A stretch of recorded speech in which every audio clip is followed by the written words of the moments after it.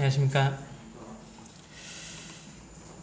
날씨가 많이 덥습니다. 예, 이제 좀 대구 같다라는 생각이 들 정도의 그런 날씨가 되고 있는 것 같습니다. 은근히 대구 사람들이 다른 지역보다 저만 그런지 모르겠는데 좀 덜 더우면 자존심 상하고 그렇습니다. 예, 전국 날씨 나오면 대구가 1등 해야 되는데 요즘에는 영천이나 이런 쪽이 좀 더 더운 것 같고요. 그래서 대구는 옛날에 이제 시장이셨던 분이 대구에 너무 더워서 나무를 힘써서 심어가지고 예전만큼은 그렇게 1등을 하는 경우가 적은 것 같습니다만은 어쨌든 더운데 건강 유의하시고 또 물 많이 드시고 이래서 건강한 가운데 또 하루하루 주님을 섬겨가시면 좋을 것 같습니다. 오늘은 그 아버지라는 제목으로 말씀을 좀 나누면 좋을 것 같은데요. 우리가 이제 보통 부모님을 이렇게 떠올리면 아버지보다는 어머니가 제 보통 마음속에 이렇게 많이 그리움으로 이렇게 남아 있습니다. 이거는 이제 예전에 그것도 한 6개월 넘은 것 같은데 한 1년 가까이 된 것 같습니다. 예, 시아랑 시안이 사진인데요. 요때는 이제 누나 입은 옷이 이뻐 보여서 자기도 입혀달라고 해서 딸 둘 같죠. 예, 그래서 그런 부분들이 있습니다. 시아랑 시안이도 이제 저랑 이렇게 낮에는 잘 놉니다. 잘 놀고 또 이렇게 재밌게 투덕투덕 하면서 때로는 이제 아빠랑 싸우기도 하고 아빠 싫어라고 하기도 하지만은 낮에는 잘 노는데 밤만 되면 아빠를 찾지 않습니다. 예, 효자 효녀죠. 그래서 밤만 되면 엄마만 찾고요. 이제 뭐 양치질을 하거나 잘 때 재울 때나 이럴 때는 아빠 근처에 얼씬도 하지 않습니다. 그냥 엄마만 힘들게 하는. 그래서 아무래도 이제 모성애가 부성애보다는 더 이렇게 애틋하고 또 친밀하고 또 이렇게 사랑을 더 많이 이렇게 진심으로 느껴지기 때문에 아이들에게도 그런 것 같다라는 생각이 듭니다. 저도 이제 아버지에 대해 생각하면 아버지가 군대 있을 때 돌아가셨기 때문에 항상 이렇게 그리움으로 이렇게 남아 있습니다. 그래서 이제 우리에게 육적인 아버지에 대한 이런 생각을 해보면 어떤 모습으로 이렇게 기억되시고 남아있는지는 모르겠습니다만은 오늘은 이제 성경에 나오는 그런 아버지에 대한 한 인물에 대해서 이렇게 살펴보면 좋겠다라는 생각이 들었고요. 그 중에서도 아버지 중에서 많은 아버지들이 나오죠. 성경에. 근데 그 중에서도 뭔가 특별한 것 같긴 한데 좀 우리의 기억에는 크게 비중을 차지하지 않고 있는 그 아버지에 대해서 살펴보면 좋을 것 같습니다. 오늘 본문의 말씀은 마태복음 1장 18절에서 25절까지의 말씀입니다. 예수님께서 나시는 그 장면에 대한 이야기인데요. 제가 먼저 18절에서 25절까지의 말씀을 먼저 읽어 드리도록 하겠습니다. 앞에 보셔도 되고 말씀을 찾으셔서 함께 눈으로 읽어주시면 좋을 것 같습니다. 18절입니다. 예수 그리스도의 나심은 이러하니라. 그의 어머니 마리아가 요셉과 약혼하고 동거하기 전에 성령으로 잉태된 것이 나타났더니 그의 남편 요셉은 의로운 사람이라. 그를 드러내지 아니하고 가만히 끊고자 하여 이 일을 생각할 때에 주의 사자가 현몽하여 이르되 다윗의 자손 요셉아 내 아내 마리아를 데려오기를 무서워하지 말라. 그에게 잉태된 자는 성령으로 된 것이라. 아들을 낳으리니 이름을 예수라 하라. 이는 그가 자기 백성을 그들의 죄에서 구원할 자이심이라 하니라. 이 모든 일이 된 것은 주께서 선지자로 하신 말씀을 이루려 하심이니 이르시되 보라 처녀가 잉태하여 아들을 낳을 것이요 그의 이름은 임마누엘이라 하리라 하셨으니 이를 번역한즉 하나님이 우리와 함께 계시다 함이라. 요셉이 잠에서 깨어 일어나 주의 사자의 분부대로 행하여 그의 아내를 데려왔으나 아들을 낳기까지 동침하지 아니하더니 낳음의 이름을 예수라 하니라. 예수님의 아버지 요셉에 대해서는 성경에 그렇게 많이 기록되어 있지 않습니다. 예수님이 출생하실 때, 그 다음에 예수님께서 같이 이렇게 예배드리러 갔다가 예수님이 잃어버리고 이렇게 올라왔을 때, 그때 말고는 특별히 요셉에 대해서 그렇게 부각되지 않는 것을 볼 수가 있습니다. 본문의 말씀은 이제 예수님께서 출생하신다라는 이제 천사가 알려줄 때에 요셉의 나왔던 그런 기록된 요셉에 대해서 기록된 장면 중에 한 장면이다라고 할 수가 있겠습니다. 요셉에 대해서 이제 살펴보기 전에 먼저 유대인들의 그런 결혼의 풍습에 대해서, 문화에 대해서 먼저 살펴보면 본문에 대해서 이해하기도 조금 낫지 않겠나라고 생각을 해보게 됩니다. 그래서 유대인의 결혼 문화에 대해서 먼저 좀 한번 살펴보면 좋을 것 같습니다.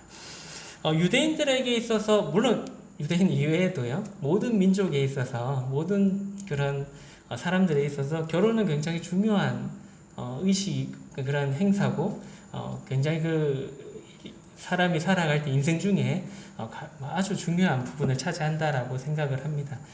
유대인들은 이제 이 결혼에 대해서 굉장히 신성하게 생각을 하고 여기고 있습니다. 유대인들의 결혼을 어떻게 생각할까요? 창세기에서 하나님께서 말씀하신 그 목적대로 생각을 하겠죠. 생육하고 번성해서 땅에 충만하는 그런 의미로서 이제 하나님의 최초의 인간들에게 내려진 그런 명령을 수행하는 의미로서 이렇게 받아들이고 중요하게 여기고 있습니다. 유대인들은 이제 일반적으로 이제 성인이 되는 그때에 이제 결혼을 그쯤에서 이렇게 결혼을 하게 되는데요.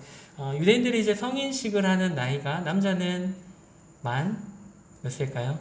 13세, 여자는 만 12세 정도 된다라고 합니다. 그렇기 때문에 이때 장면에 요셉과 마리아는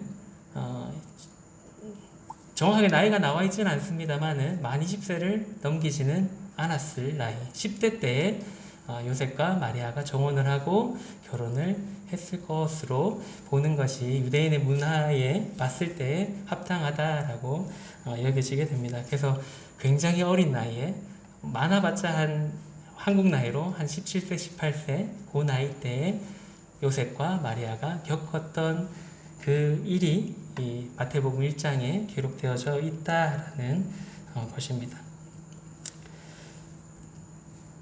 이제 그 정혼에 대해서 한번 생각해 보면 좋을 것 같은데, 마태복음에서는 요셉과 마리아가 약혼했다라고 이렇게 기록되어져 있습니다. 근데 다른 번역본에 보게 되면 정혼했다라고 이렇게 기록된 부분들도 있거든요. 그래서 약혼과 정혼을 이제 같은 개념으로 여기에서는 보시는 것이 조금 이해하시기가 좋으리라고 생각을 해보게 됩니다. 유대인들의 이제 결혼의 절차인데요, 순서인데, 첫 번째는 신랑이 신부에게 지참금으로 이제 신부값을 이렇게 지불하게 됩니다. 이걸 뭐 돈 주고 신부를 산다라는 개념보다는 이때까지 이제 키워주신 것에 대해서 감사하는 의미로 이제 신부에게 신랑이 이제 신부 아버지에게 찾아가서 그 지참금을 이렇게 지불하게 됩니다. 그리고 난 뒤에 이제 신부의 집에서 잔치가 이렇게 열리게 되고요. 네, 그 다음으로는 신랑이 이제 신부에게 포도주를 한 잔 따라주면서 청혼을 하게 됩니다. 이 잔을 이제 신부가 받으면 그 청혼이 받아들여진 걸로 이제 정혼이 성사가 되고요. 안 받아들이면 이제 그게 깨어지게 되는 그런 절차라고 보시면 될 것 같습니다. 그래서 이제 그 다음으로 신부가 잔을 이제 받게 되면은 혼인 언약이 이렇게 성사가 되게 된다라는 것을 이제 볼 수가 있습니다. 그 다음은 이제 신랑이 신부를 데리러 올 것을 약속하고 이제 함께 살 집을 마련하기 위해서 이제 신랑의 집, 아버지 집으로 이렇게 돌아가게 되고요. 이제 신랑이 이제 떠나기 전에 청혼에 대한 그런 감사의 표시로 신부에게 이제 선물을 주고 살 집을 마련하기 위해서 이제 돌아오게 된다라고 보시면 될 것 같습니다.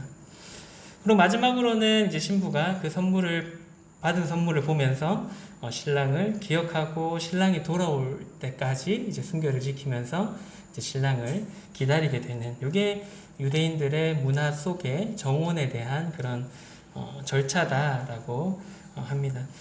신랑이 언제 돌아올지는 아무도 모릅니다. 예, 보통은 이제 유대인의 결혼에서는 정혼하고 난 뒤에 1년에서 2년 정도 시간이 지나고 나면은 이제 결혼식을 하게 되는데, 이제 언제 올지 모르기 때문에 그 시와 때는 아버지가 정한다라고 합니다. 아들이 정하는 것이 아니라 1, 2년 사이에 아버지가 그 때를 정해주면 신랑이 가서 신부를 데려오게 되고요. 그렇기 때문에 이제 신부는 언제 신랑이 나를 데려올지 모르기 때문에 언제든지 떠날 수 있는 그런 만반의 준비를 하고, 또 이제 신랑을 맞이할 수 있기 위해서 그런 신랑이 갖추어야 될 그런 예들을 갖추면서 이렇게 기다리게 된다라는 것이 이 유대인들의 결혼의 그 정원의 그런 절차다라고 합니다. 이것을 보면서 그냥 이제 말씀 오늘의 주제와는 조금 상관없습니다만은 마치 예수님께서 이 교회를 데리고 가실 것에 대해서 이렇게 생각해 볼 수 있게 되는 것 같습니다. 신부 대신 신부된 이 교회를 맞아들일 그런 순서들, 아버지가 그 시와 때를 정하신 것처럼 이 하나님께서도 그 시와 때를 준비하시고, 또 우리가 영원히 살 그 아버지의 집을 바꾸는 그런 기간이 지금이죠. 그래서 언젠가는 교회를 이렇게 맞아들이게 될, 신부로서 맞아들이게 될 그러한 장면들을 또 한번 떠올리게 된 것 같습니다. 그래서 신부된 교회는 순결하고 정결하게 예수 그리스도를 기다릴 필요가 있다라는 것들을 한 번 더 생각해 보게 되었습니다. 그러고 난 뒤에 이제 1, 2년의 시간이 지나서 이제 결혼을 하게 되는데요. 결혼의 절차도 한번 살펴보면 좋을 것 같습니다. 결혼이 이제 첫 번째는 이제 혼인 준비, 이제 신부랑 이렇게 집이 다 준비가 끝나게 되면 어느 날 밤에 신랑 아버지는 이제 신부를 데려오기 위해서 이제 신랑을 이렇게 보내게 됩니다. 그러고 난 뒤에 이제 한밤중에 이제 신랑의 들러리들이 뿔라파를 이렇게 막 불면서 신부를 데리러 왔음을 이제 알리게 되죠. 유대인들의 결혼식은 이제 일반적으로 저녁에 이렇게 한다라고 합니다. 그래서 저녁이 시작되기 때문에 한밤중에 신랑이 가고, 신랑이 같이 갈 때 함께 갔던 그런 신랑의 친구들이 뿔라파를 불면서 신랑이 왔음을 이렇게 알리게 되는 것입니다. 그 다음 세 번째로는 그 신부와 함께 기다리고 있던 신부 들러리들이 기름으로써 횃불을 밝히면서 신랑을 맞이하게 되는, 그래서 비유에 나왔던 그 신부의 그 준비되지 않았던 신부의 친구들에 대한 비유가 있죠. 거기서 나오는 장면들을 우리가 생각해 볼 수가 있습니다. 그리고 네 번째는 이제 결혼하는 날에 결혼 예식을 올릴 때까지 이제 신랑 신부가 속죄를 하기 위해서 이제 금식을 하게 됩니다. 이제 개인적인 그런 속죄로 보시면 될 것 같고요. 그다음 다섯 번째는 결혼 예식을 거행할 이런 차양막, 이렇게 햇빛을 가리고 비를 가릴 수 있는 그런 막이 있는 그런 것들이 준비된 장소에서 신랑과 신부, 신랑의 들러리들과 신부의 들러리들이 이제 함께 가게 됩니다. 그러고 난 뒤에 이제 결혼 예식을 하게 되는데요. 두 증인을 세우고 난 뒤에 그런 식인 이제 진행을 하게 되는 것입니다. 그리고 이제 차양막에 들어가기 전에 이제 신랑은 신부의 얼굴에 이렇게 베일을 이렇게 덮어서 얼굴을 가리게 되고요.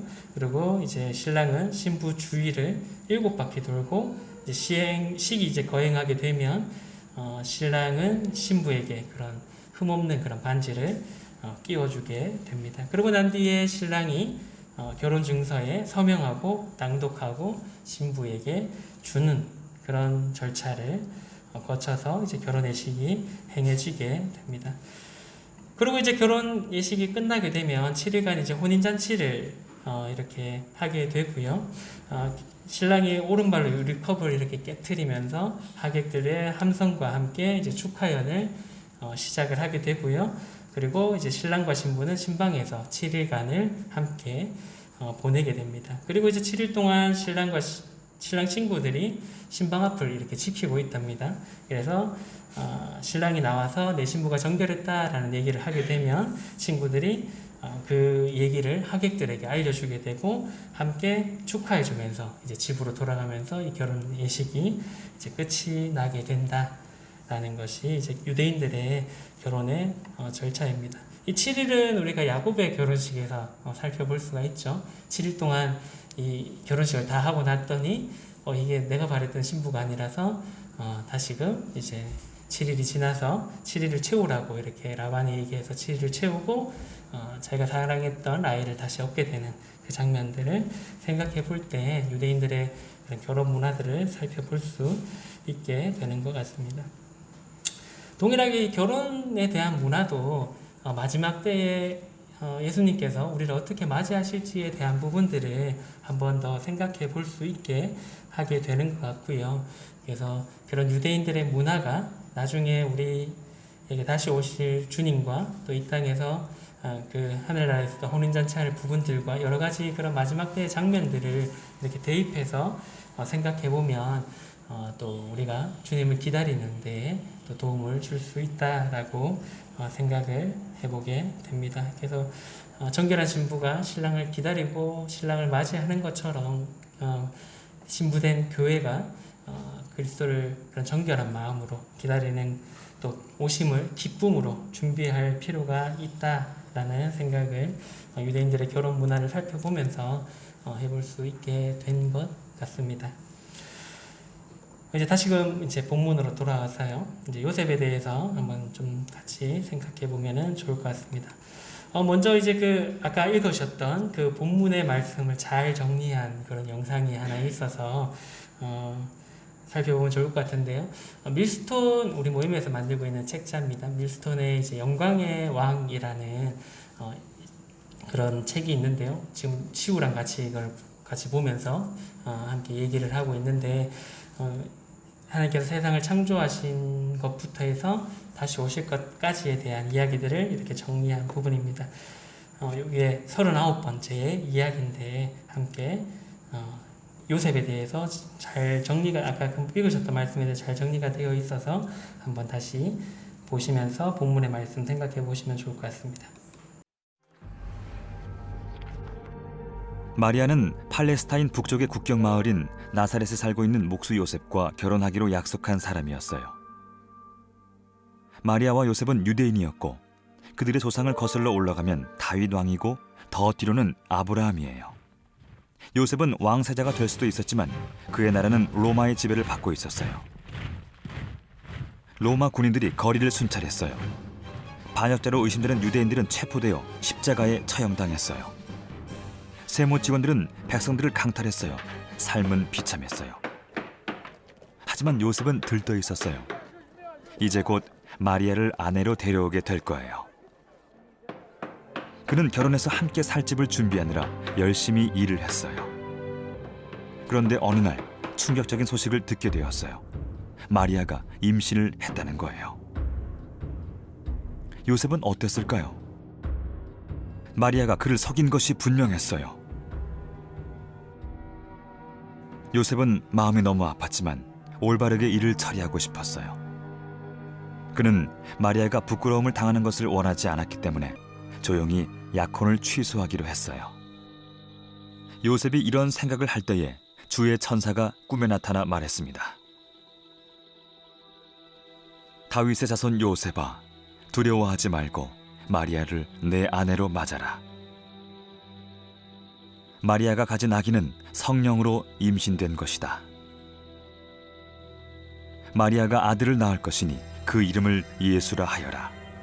예수가 그의 백성을 그들의 죄로부터 구원할 것이다. 이 모든 일이 일어나게 된 것은 주께서 예언자를 통해 말씀하신 것을 성취하기 위함이었습니다. 처녀가 잉태의 아들을 낳을 것이요 그를 임마누엘이라 부를 것이다. 임마누엘이란 하나님께서 우리와 함께 하신다는 뜻입니다. 요셉의 슬픔이 기쁨으로 변했어요. 너무나 영광스러운 일이었어요. 마리아가 약속된 메시아의 어머니가 되는 거예요. 요셉 자신은 그 아이의 법적인 보호자가 되는 거예요. 거룩한 메시아는 사람 어머니는 있지만 사람 아버지는 없어요. 그분의 이름은 예수라고 할 텐데 주께서 구원하신다. 간단하게는 구원자라는 뜻이에요.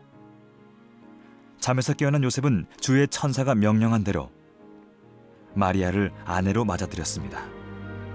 그러나 요셉은 아들을 낳을 때까지 마리아와 잠자리를 같이 하지 않았습니다. 마리아가 아들을 낳자 요셉은 그 이름을 예수라고 지었습니다.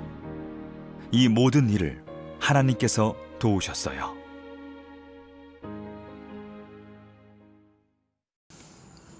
네, 오늘 본문의 말씀을 잘 정리한 그런 영상인 것 같습니다. 이제 요셉에 대해서 한번 함께 살펴보면 좋을 것 같은데요. 요셉이 어떤 사람이었나라는 부분에 대해서 생각해 보면서 이제 교훈을 받으면 좋을 것 같습니다. 첫 번째는 이제 의로운 사람이었습니다. 마태복음 1장 19절의 말씀에 보면 그의 남편 요셉은 의로운 사람이라 그를 드러내지 아니하고 가만히 끊고자 하여라고 이렇게 성경에서 이렇게 의로운 사람으로서 이렇게 지칭을 하고 있습니다.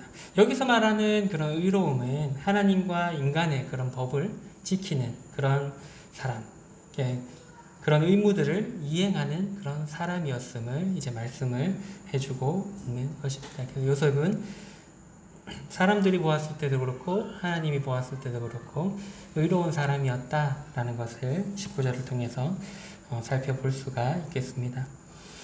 두 번째는 요셉은 굉장히 신중한 그런 사람이었습니다. 마태복음 1장 20절의 말씀에 보면 이 일을 생각할 때 주의 사자가 현몽하여 이르되 다윗의 자손 요셉아 내 아내 마리아를 데려오기를 무서워하지 말라 그에게 잉태된 자는 성령으로 된 것이라.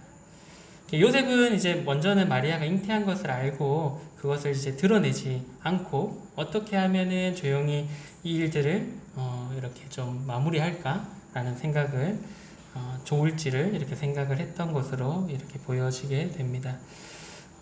이렇게까지 하려고 했던 이유가 뭘까요? 원래는 율법대로 한다면 일반적인 이제 상황에서는 마리아가 정혼했음에도 불구하고 다른 남자와 임신을 했다라는 것을 알리고 돌에 맞아 죽게 하는 것이 율법적으로 남들이 비난할 수 없는 그런 정당한 처리 방법이었음에도 불구하고 이제 요셉은 이제 가만히 끊을 것을 이렇게 생각하면서 이렇게 잠들었던 것을 볼 수가 있습니다.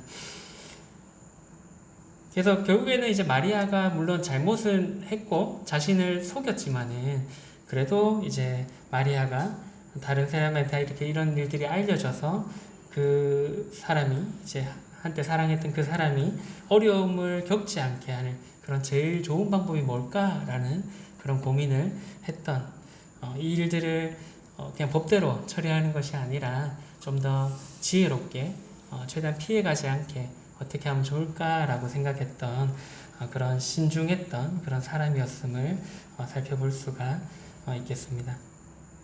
또 1장 25절에 보면 아들을 낳기까지 동침하지 않았다라는 말씀들도 이렇게 기록되어져 있습니다. 그리고 아들을 낳고 난 뒤에 예수라고 이름을 했던 것을 볼 수가 있는데요. 요셉이 이제 자기에게 일어날 일들을 천사를 통해서 다 듣게 되고 그러고 난 뒤에 아들을 낳을 때까지는 이런 육적인 그런 어떠한 관계를 마리아와 가지지 않았음을 이렇게 기록을 하고 있습니다. 그래서 이러한 것들도 이제 요셉이 굉장히 신중했던 모습을 볼 수가 있는데 어떠한 면에서 그렇나요? 만약에 이렇게 동침을 그 기간 중에 할 수는 있었겠지만은 했다라고 했을 때 나중에 예수님께서 태어나셨을 때 이는 요셉의 아이다. 요셉과 마리아가 동침해서 태어난 사람의 아들이다 라고 이렇게 얘기를 할 수가 있었기 때문에 그런 사실들 처녀로 그 말씀에서 예언한 말씀들이 이루어져야 되기 때문에 그런 성령으로 잉태되었다라는 사실들이 요셉으로 인해서 어떻게 좀 왜곡되거나 희석되지 않게 하기 위해서 요셉은 이러한 것들을 이렇게 지켰었다라고 이렇게 생각해 볼 수가 있겠습니다. 그 다음 이제 세 번째는 하나님의 말씀을 정확히 알았던 사람이었다라고 이렇게 볼 수가 있겠습니다. 1장 21절에서 22절의 말씀에 보면 아들을 낳으리 이름을 예수라 하라. 이는 그가 자기 백성을 그들의 죄에서 구원할 자이심이라 하니라. 이 모든 일이 된 것은 주께서 선지자로 하신 말씀을 이루려 하심이니 이르시되 라고 하면서 예언의 말씀들을 천사가 이렇게 알려주게 되는 장면들이 나오게 됩니다. 이 장면은 말씀드렸던 것처럼 천사가 마리아의 잉태된 이유에 대해서 예수 그리스도의 출생에 대해서 요셉에게 이렇게 설명을 해주는 장면입니다. 그래서 그때 이제 천사는 이 모든 일들이 된 것이 주께서 선지자로 하신 말씀들을 이루려고 하기 위해서 함이다 라고 이렇게 요셉에게 알려주게 되죠. 우리 같았으면은 되물었겠죠. 그게 무슨 예언이죠? 어떤 말씀이죠? 그런 일들이 어떻게 일어날 수 있죠? 라고 이렇게 되물었을 수도 있고, 어떤 상황인지, 어떤 예언인지 이런 것들을 하나하나 따질 수 있었습니다만은 요셉은 이제 토달지 않고 그냥 받아들였습니다. 왜냐하면은 요셉은 하나님의 말씀, 그때 당시에 구약의 말씀을 정확하게 알고 이해하고 있었기 때문에 그 일들이 이루어진다라는 그 사실들을 이제 그냥 받아들이게 된 거죠. 아까 나왔던 그 영상처럼 요셉은 어떻게 보면 또 기뻤을 수도 있었을 것 같습니다. 이러한 일들이 나에게, 우리의 집안에 일어나게 된 것에 대해서 굉장히 영광스럽게 생각하고 기뻐했을 거다라는 생각들도 해보게 됩니다. 이스라엘을 구원할 자가 자기를 통해서 이렇게 자기의 집안을 통해서 나타난다, 그런 사실들이 나타난다는 것에 오히려 기뻐했을 거다라는 생각을 하게 됩니다. 그래서 요셉은 더 많은 질문들을 하지 않고 그냥 그 말씀들을 믿고 마리아 데려오기를 두려워하지 않았다라고 이렇게 기록되어져 있는 것입니다. 네 번째는 이제 실행력이 굉장히 좋은 사람이었던 것 같습니다. 마태복음 1장 24절에 보시면 요셉이 잠에서 깨어 일어나 주의 사자의 분부대로 행하여 그의 아내를 데려왔으나 라고 이렇게 기록되어져 있습니다.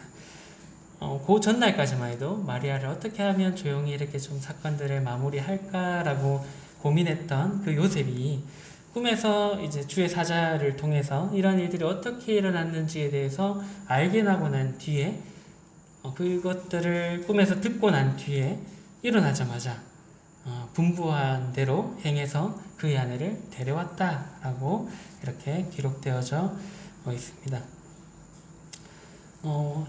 자신이 이렇게 행동하기까지 앞서 봤을 때는 굉장히 신중한 사람이었습니다. 마리아를 어떻게 하면 좋을까? 라는 고민하는 사람이었고 신중한 사람이었습니다만은 하나님의 그 말씀이 분명했을 때에는 신중보다는 그 말씀에 바로 순종하는 그런 실행력이 좋았던 그런 사람임을 볼 수가 있습니다. 또 이제 실행력이 좋았던 장면들이 마태복음 2장에도 나오는데요. 2장 13절에서 14절의 말씀에 보시면 그들이 떠난 후에 주의 사자가 요셉에게 현몽하여 이르되 헤롯이 아기를 찾아 죽이려 하니 일어나 아기와 그의 어머니를 데리고 애굽으로 피하여 내가 내게 이르기까지 거기 있으라 하시니 요셉이 일어나서 밤에 아기와 그의 어머니를 데리고 애굽으로 떠나가라고 이렇게 기록되어져 있습니다. 예수님이 태어나시고 난 뒤에 헤롯이 아기 예수님을 죽이려고 이렇게 작정을 하고 베들레헴의 아기들을 죽였죠. 죽일 때에 이제 또다시 주의 사자가 요셉의 현몽에서 이러한 사실들을 알려주었을 때에 하나님의 이 명령에 요셉이 어떻게 했나요? 그의 아기와 밤에 이제 아기와 그의 어머니를 데리고 애굽으로 바로 이렇게 떠났던 것을 볼 수가 있습니다. 저도 이제 아버지 된 입장에서 이미 베들레헴까지, 나사렛에서 베들레헴까지 긴 여행을 했습니다. 그죠? 가까운 거리가 아니죠. 또 그 가는 여정 중에서 사마리아 땅을 거쳐서 갔으면 조금 가까웠고 여행 기간이 짧아질 수 있습니다만은 일반적으로 유대인들이 사마리아의 그 지역을 피해서 왔기 때문에 굉장히 긴 시간을 이미 여행을 했던 상태였습니다. 그리고 이제 마리아와 아이를 데리고 또 이동을 또 애국까지 하는 그 길도 또한 굉장히 먼 길이고 가장 큰 문제는 아버지로서 생각할 수 있는 가장 큰 문제는 경비는 어떻게 하지? 라는 문제가 분명히 머릿속에 떠올랐을 겁니다. 이미 자신은 계획했던 건 베들레헴까지의 아마 여비를 챙겨와서 그 여비도 부족해서 예수님께서 그런 안 좋은 곳에서 굉장히 천한 곳에 태어나게 만들었던 그 아버지가 가난했던 그 요셉이 애국까지는 또 어떻게 그 여정들을 버텨내지라는 것들 인간적으로는 아버지로서 생각할 수밖에 없는 부분이었음에도 불구하고 주의 사자가 떠나라고 했을 때 그것도 언제까지요? 이게 언제까지 있으라고 했나요? 내가 내게 이르기까지 거기 있으라라고 했기 때문에 앞뒤를 생각하고 앞뒤를 재고 움직였다면은 굉장히 선뜻 이렇게 움직이기가 쉽지 않았을 그 길을 요셉이 그 주님의 명령에 따라서 이렇게 이동했던 것을 이제 살펴볼 수가 있습니다. 이러한 사람이었기 때문에 아마도 요셉과 마리아에게 그 아기 예수님을 맡기셨지 않겠나라는 생각을 해보게 됩니다.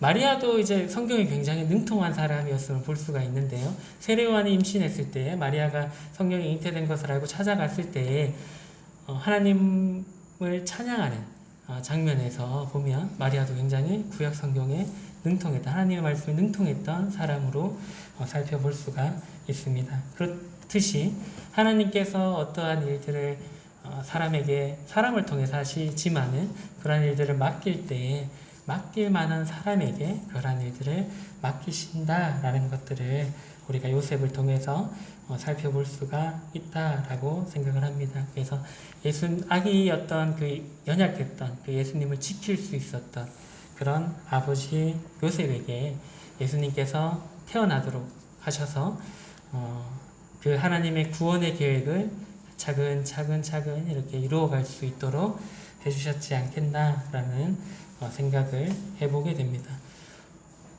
이때 요셉과 마리아의 나이가 아직 청년의 때, 10대의 때였다라는 것을 생각해보면 그들이 얼마나 하나님의 말씀 가운데 바로 서 있었던 사람이었는지에 대해서 생각해 볼 수가 있게 되는 것 같습니다. 그래서 아기 예수님이 건강하게 자라갈 수 있도록 도움을 주었던 그런 사람이 바로 성경에 나오는 요셉이었다라고 기억하시면 좋을 것 같습니다. 찬양 한 곡 들려드리면 좋을 것 같은데요. 요셉을 이렇게 살펴보면서 여러 가지 많은 생각들이 들었지만은 요셉은 성경 가운데 인물 중에서 굉장히 무명의 인물입니다. 그죠? 유명했던 다윗에 비할 수도 없고요. 사도 바울이나 신약에 나온 베드로나 예수님의 수제했던 베드로나 여러 가지 이 성경을 썼던 마태나 많은 인물들 중에서 요셉은 굉장히 전체적인 맥락을 봤을 때는 중요한 역할을 했습니다만은 굉장히 무명이었던 이름이 그렇게 알려지지 않았던 그런 사람이었다라고 볼 수가 있겠습니다. 마태복음 1장 16절에 이제 예수님의 족보에 대해서 이렇게 얘기할 때 족보에는 한국도 그렇습니다. 남자가 우선이잖아요. 그렇죠? 아닌가요? 한국도 김씨 집안의 김현웅의 처 한송이, 그 다음에 자 김씨야 시안 이가 오는 게 일반적입니다. 근데 예수님의 족보에 보면 마태복음 1장 16절에 한번 보시면요. 예수님의 족보에 요셉을 어떻게 소개하고 있나요?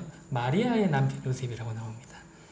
그래서 마리아보다도 뒤로 쳐졌던 그런 사람이 요셉이었다라고 볼 수가 있겠습니다. 하지만은 요셉이 없었다면 이 예수님께서 구원의 사역을 제대로 이제 시작하지 못했을 것이다 라고 생각을 해보게 됩니다. 그래서 비록 많은 것이 알려지지는 않았지만은 22절에 아까 읽으셨던 말씀처럼 선지자로 하신 말씀들을 이룰 수 있도록 해준 그런 중요한 역할을 했던 사람이 바로 요셉이었고, 또 이제 남에게 비록 알려지지 않을지라도 자신의 역할들을 묵묵히 해갔던 사람이 바로 요셉이었다라고 생각을 해보게 됩니다. 우리는 이제 남이 알아주기를 원하는 마음들이 이 가슴 깊은 곳에 이렇게 자리 잡고 있습니다. 내가 어떠한 일을 했을 때 물론 몰라줘도 괜찮다라고 시작한 일이지만은 누가 알아주면 좋겠다라는 마음들이 우리 마음속 깊은 곳에 이렇게 자리 잡고 있음을 보게 됩니다. 하지만 이제 비록 다른 사람들에게 알려지지 않고 남에게 드러나지 않더라도 나를 통해서 하나님의 일이 이렇게 이루어져 가고 또 나를 통해서 하나님의 영광이 드러난다면은 우리는 그것으로 이제 만족할 줄 알 필요가 있다라는 것입니다. 왜냐하면은 사람은 몰라주더라도 우리가 했던 일들을 하나님께서는 알고 기억하실 거기 때문에 우리는 하나님만 바라보고 그러한 것들을 묵묵히 하나님의 일들을 해갈 필요가 있다라는 것입니다.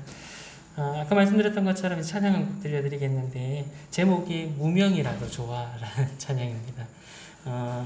이제 그 희주일이라는 이런 그 찬양 CCM 그룹인데요. 가수죠. 어떻게 보면 4명이서 하시는데 가수인데 가수가 무명이면 얼마나 힘들겠습니까? 돈도 못 벌고요.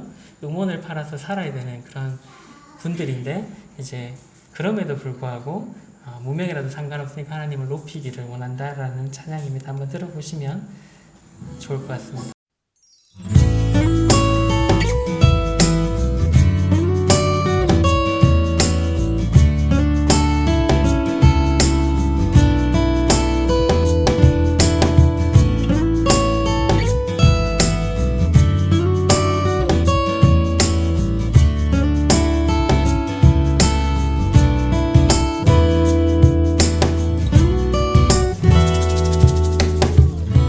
우연히 들은 찬양 한 곡에 눈물이 쏟아지고 차갑던 마음 뜨거워져 이토록 찬양의 힘이 얼마나 큰지 길 잃은 내 영혼 다시 일으켜 걷게 하네.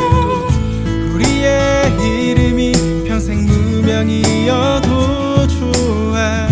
하나님만 드러나는, 하나님만 보게 되는, 주님이 일하시는 그런 찬양을 한다면 우리의 이름은 평생 무명이어도 좋아.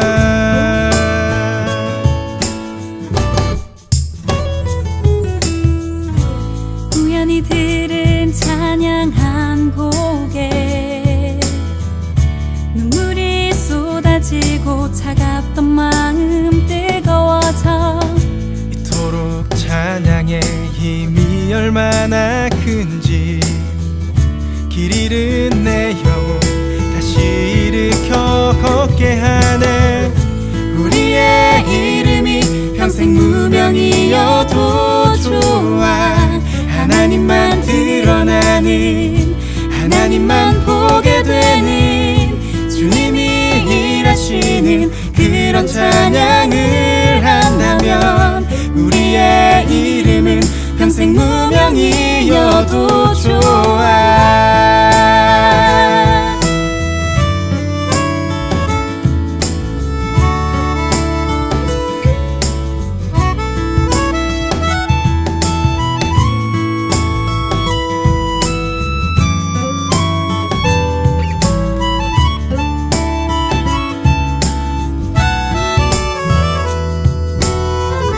우리의 이름이 평생 무명이어도 좋아. 하나님만 드러나는, 하나님만 보게 되는, 주님이 일하시는 그런 찬양을 한다면 우리의 이름은 평생 무명이어도 좋아. 우리의 이름이 평생 무명이어도 좋아. 하나님만 드러나는, 하나님만 보게 되는, 주님이 일하시는 그런 찬양을 한다면 우리의 이름은 평생 무명이어도 좋아.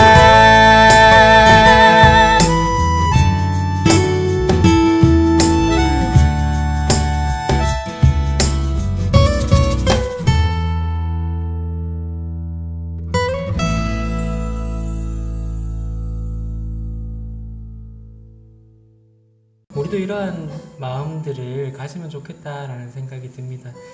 이 그룹이 이제 얼마 전에 올해 이제 7집을 이렇게 냈는데 보통 음원을 내고 이제 악보를 이렇게 그리거든요. 그러면 그 대부분 팝니다.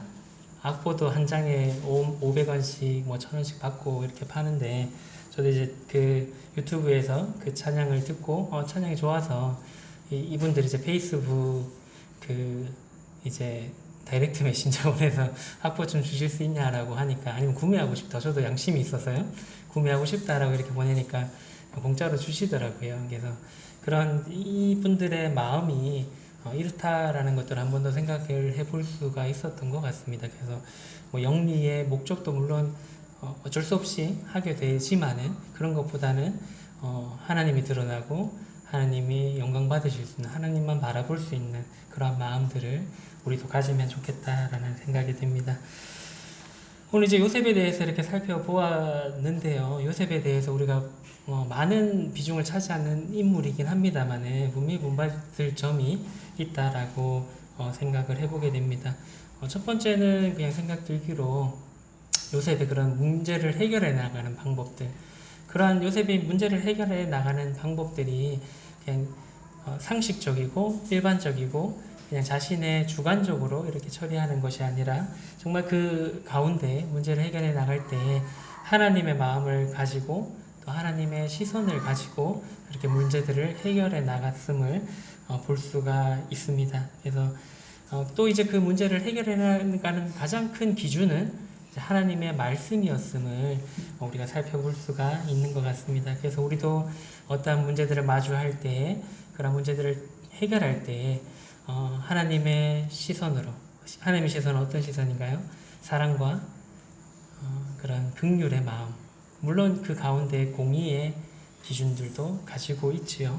그런 가운데서 하나님의 말씀을 두고 그런 문제들을 해결해 나갈 필요가 있다라는 생각들이 들었고요.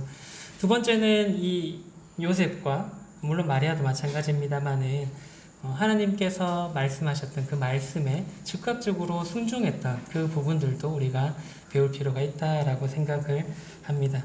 그래서 성령으로 잉태되었던, 그냥 잉태된 게 아니라 성령으로 잉태된 예전에 그 선지자들이 예언했던 그 말씀들이 너희를 통해서 이루어지고 있는 거다라는 말씀을 들었을 때 망설이지 않고 마리아를 바로 데리고 왔던, 우리의 생각과 하나님의 말씀이 조금 이렇게 다를 수도 있고 내 상식과 내 생각과 나의 의지와 하나님이 말씀하는 그 부분이 다를 때에 우리의 생각을 먼저 내세우고 우리의 생각대로 선택할 때가 굉장히 많지만은, 하지만 요셉처럼 우리가 그런 것들을 다 내려놓고 하나님의 말씀이 그렇다라고 한다면 하나님의 말씀에 즉각적으로 순종하는 그런 모습을 우리가 볼 필요가 있다라고 생각을 합니다. 마지막으로는 아까 들으셨던 찬양의 가사처럼 요셉은 그렇게 드러나지도 않았고 예수님이 자라가는 그 과정 속에서 자세히 기록되지는 않았습니다만 예수님의 목수일을 하셨다라는 것은 요셉이 예수님께 묵묵히 그 일들을 가르쳤음을 이렇게 볼 수가 있다라고 생각을 합니다. 그리고 그 목수일만 가르치셨지는 않을 거고요. 자기가 가지고 있었던 그런 하나님의 말씀에 대한 지식들과 교훈들도 그 아들에게 하나씩 가르쳐 줬을 거다라고 생각을 해보게 됩니다. 그래서 이제 묵묵히 그런 일들을 하나씩 해갔던 그 요셉처럼 우리도 하나님께서 우리에게 맡겨진 그 일들을 하나씩 묵묵히 남이 알아주지 않을지라도 하나씩 해가는 그런 성도님들이 되시면 좋겠다라는 생각이 듭니다. 그래서 그러한 일들을 하나씩 해갈 때 작은 일부터 시작할 때 하나님께서 더 큰 일들을 맡기시고 또 그 사람을 통해서 우리를 통해서 하나님께서 영광을 받으실 것이다 라고 생각을 해보게 됩니다. 아까도 말씀드렸지만 사람은 드러나기를 원합니다. 누가 알아주기를 원하고요. 어떻게 보면 남자들이 정치하는 이유가 그거잖아요. 정치를 그렇게 목숨 걸고 하려고 하는 이유가 남들이 나를 높여주고 또 남들이 나를 알아주고 남들이 나를 이렇게 나에게 잘하려고 하고 잘 보이려고 하는 그런 것 때문에 정치에 입문하면은 그 맛을 한번 보면 끊지 못한다라고 이렇게 얘기들을 하더라고요. 근데 우리도 그런 마음들이 은연중에 가지고 있습니다. 내 마음 깊은 곳에 누군가 알아주기를 바라고 나는 분명히 하나님께 선한 마음으로 남들이 몰라줘도 해야지라는 마음으로 시작을 했지만 이게 그 일들이 길어지게 되면 남들이 몰라주면 조금 섭섭하기도 하고요.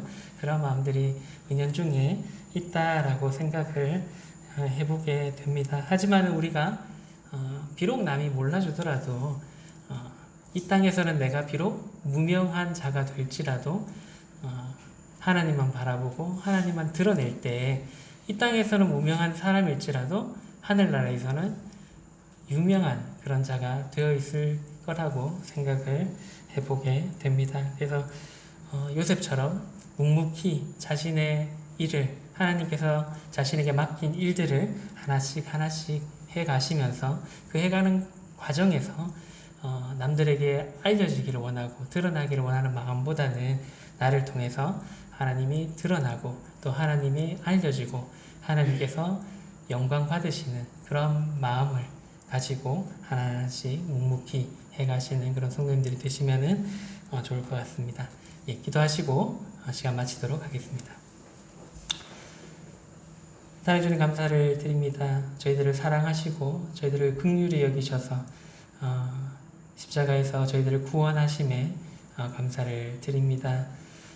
저희들이 정말 그 큰 사랑을 받고 또 주님을 위해서 살고자 하는 그런 마음들을 가질 때 참 저희들이 드러내기를 원하고 또 저희들의 누군가가 저희들이 하는 일을 알아주기를 바라는 마음들이 여전히 있음을 고백을 드립니다.